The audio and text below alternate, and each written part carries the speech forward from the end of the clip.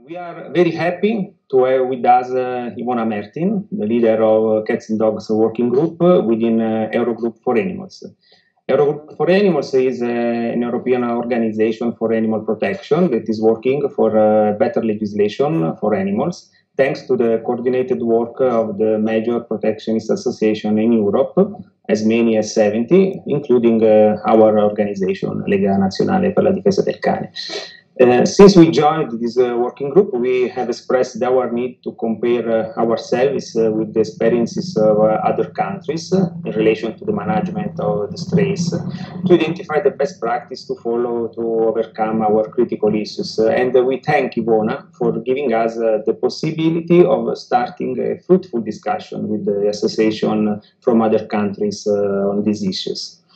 Generally, our meeting before the pandemic took place in turn at one of the offices of the associations of the various European countries in the working group, and we would have liked to host both Iwona and the representatives of the other association in Milan, as was initially planned. Unfortunately, as we all know, this is currently not possible, but we are happy to have a debate throughout this interview at least. So thank you very much, Iwona, for being with us. You have a clear vision of the new European strategies to improve the condition of life of pets. We are talking about at least 60 million dogs and 64 million cats in Europe. In this regard, what are the main objectives that are being worked on at European level? First of all, buongiorno, and thank you, Michele, for bringing us along to this exciting adventure and this exciting event you are have been preparing and you are now launching. So we were so excited with the idea of coming to Milan because we really wanted to see how you work, and all of our members were super excited to see and to learn also from you and from your contacts and also from your policymakers on how you're working on the topic of animals in shelters and also stray animals. So we very much hope we can come one day, and I hope sooner than later. But for now, as you said, this is what we can do, and we hope to support you in any possible way. So when it comes to your question, indeed, as I already probably said multiple times to lots of our contacts, and probably it's getting boring already, basically companion animals are unfortunately not an EU competence. What does it actually mean? That means that in principle, the European Commission can't propose laws that would regulate anything that relates to cats and dogs. But that doesn't mean that nothing is happening, because of course we know lots of things are happening at national level, but there are also things that are happening at European level. And about these few things I can just talk about. So first of all, we have, I would say, two really kind of organizations or formations that are working on companion animals. First of all, the EU platform on animal welfare. It's linked to the European Commission, but it's actually a formation of member states, including Italy, and also a few NGOs. And within that formation, there is actually a voluntary initiative group on health and welfare of pets in trade. So that mostly is about cats and dogs. Then we have another group within the European Parliament. It's the Intergroup on Welfare and Conservation of Animals, which is really, it covers about 100 of members of the European Parliament, including also some from Italy. And within that intergroup, there's also a working group on cats and dogs that is going to start shortly its proper work. So I hope you will be able, as our Italian member, to also contribute to that dialogue and that work. And within these two groups, there are different works being done at legislative and non-legislative level. So, I mean, that's a bit, sometimes a boring part because we're talking about laws, but actually that's something that determines the future of our companions, so our cats and dogs.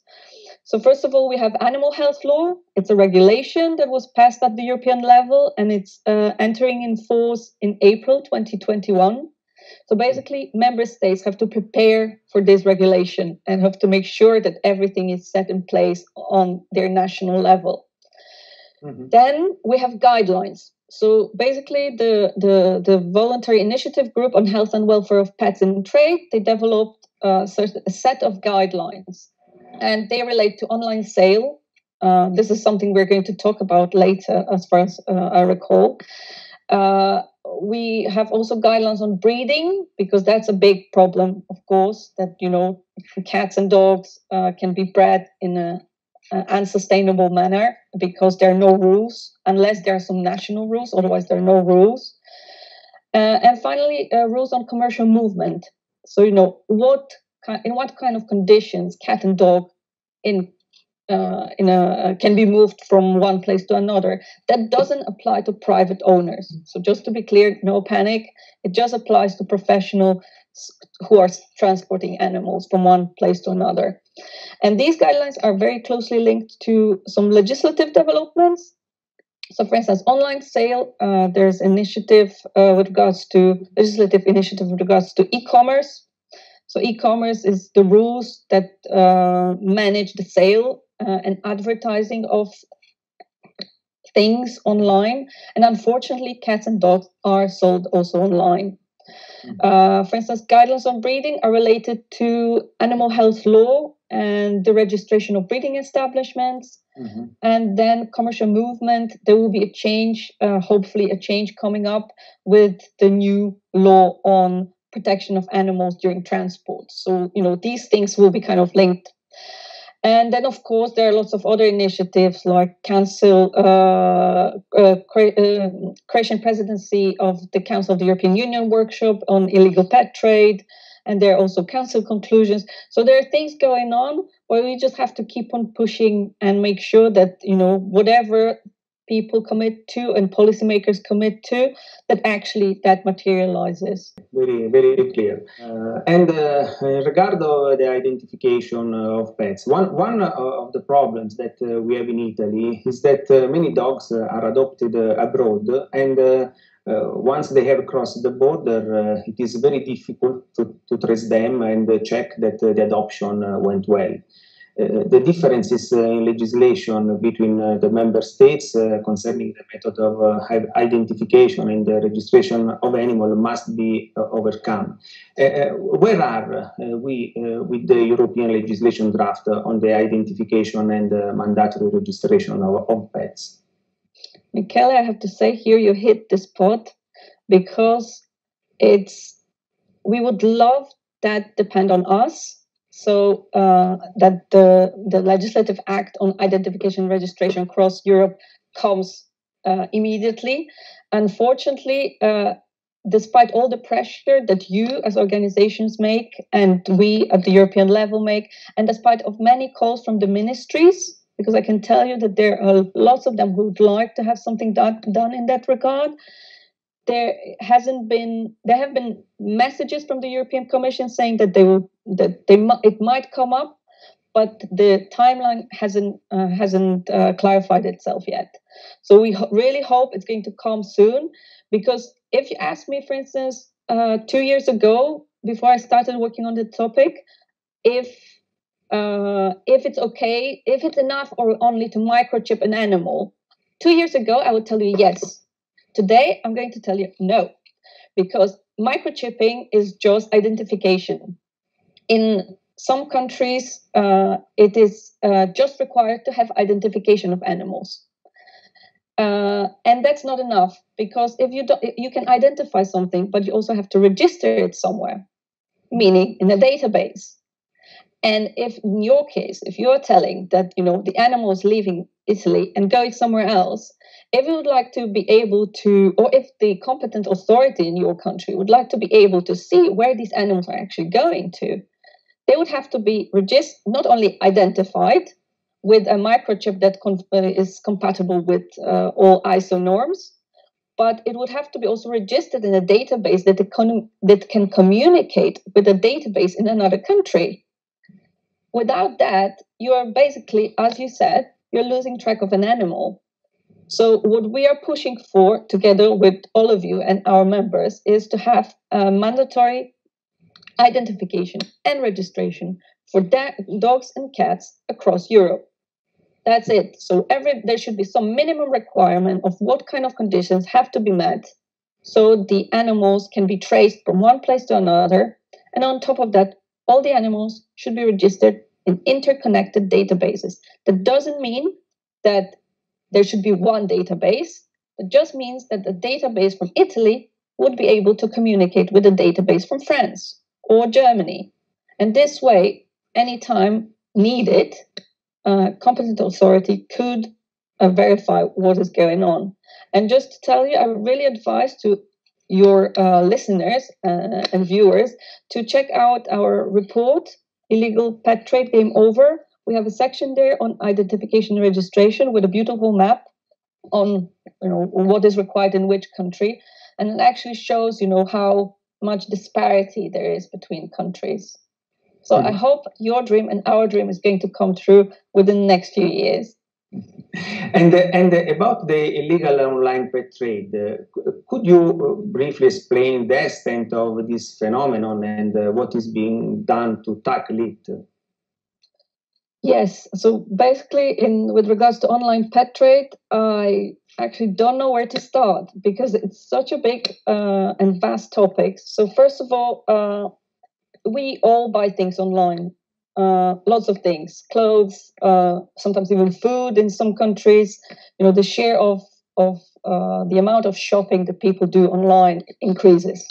And now with pandemics, it's even more evident because people resist to go out. They often buy online.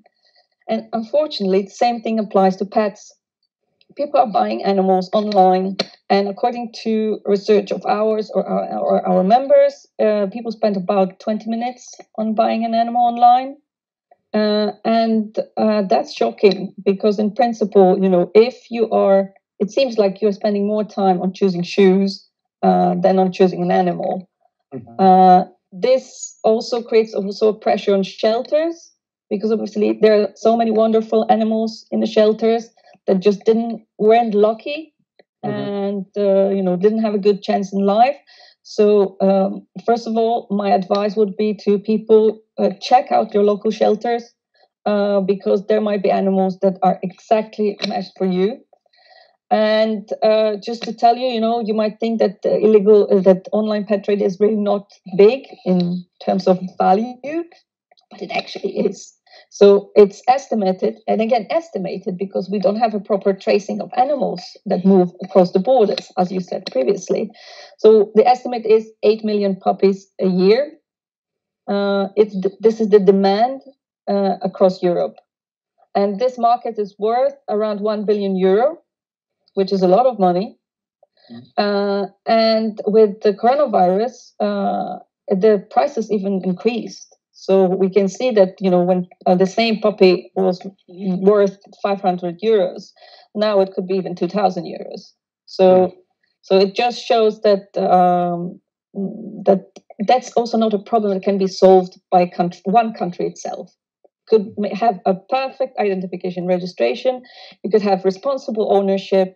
You could have anything. But if there's no cooperation across Europe, you still might be affected by the illegal aspect of online pet trade. Okay, very, very clear.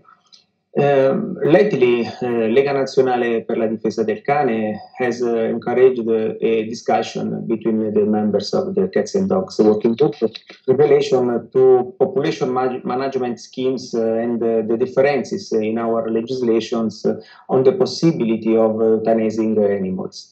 Is it possible to take a position at European level which establish a uniform rule of conduct on such an important aspect? It is a very important question, and it's also a very hard question because as we talk through, you can see that there are lots of elements that are very important for making sure that the animal numbers are also kept under control. The first thing, identification registration. As soon as you have a track of that, you can keep a track of who owns the animals.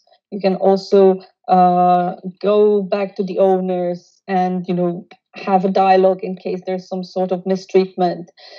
So I would say that while the population management schemes are very important, to look at them in a broader way. So, you know, to look at all the elements, to look at the identification registration, to look at the neutering, which is very, very important for animals, to look at making sure that people feel responsible for their animals. And when you look across Europe or across the world, you will see that there's no one size fits all. You will see that, you know, that some countries, of course, are super lucky because they worked on the current status for a long, long time. I don't know, if you look at Luxembourg, they have a very, very luxurious situation, but it took them a lot of time to get to this point. So I would say that, you know, looking at sources like ICAM, something we also discussed some time ago, the international coalition that deals with the population management of dogs and cats, I think that really one has to look at it broader to make sure that you can find something that suits your needs. Because each country, even each region, even within Italy, you can see that each region or each municipality is different. So I would say to establish a good plan and to have good partners with whom you can work on that topic is the key here. Okay, so the problem of stray dogs can be solved throughout a variety of measures, and as you say, there is no one size fits all.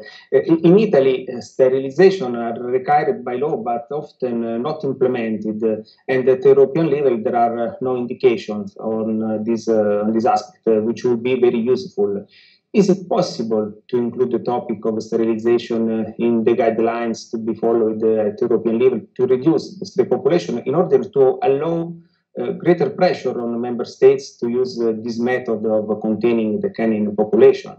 Michele, you're totally right about neutering. I fully agree with you. I think we should talk about it more often. And I think that topic should be raised more in our discussions, both with the institutions, but also with at the national, regional, and local levels.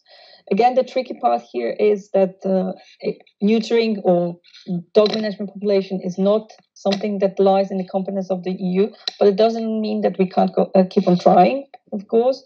There are certain sets of recommendations issued by veterinary associations, so I would really advise also to look into that and encourage your municipalities to look at that. There's also work being done by one of the top universities that leads on veterinary medicine and also looks at the aspects of animal welfare, and the World Association that works with veterinary professionals, and they're going to be issuing actually recommendations on that topic. So what I think is that as soon as we see these documents and this advice, we can see how best we could use it and support it for dissemination across the European countries, but also at the European level. I mean, ideally, it would be that, for instance, the European Commission links the funding that they dedicate to eradicating diseases, for instance, like rabies, to making sure that those who benefit from this funding follow, you know, like humane methods of population management or these upcoming neutering guides. So, you know, one can always try in a creative way to link the work that is being done with objectives of the European institutions. Okay, very, very clear. Iwona, thank you very much for being with us. I hope to see you soon here in Italy. Michele, it was a great pleasure. Can I just say one more thing for your audience? Yes. Please go to shelters and look for animals. If you want one, think about it thoroughly and do neuter your pets, because you really don't want to increase the amount of animals that are abandoned or homeless. Thank you very much. Thank you. Thank you. Thank you.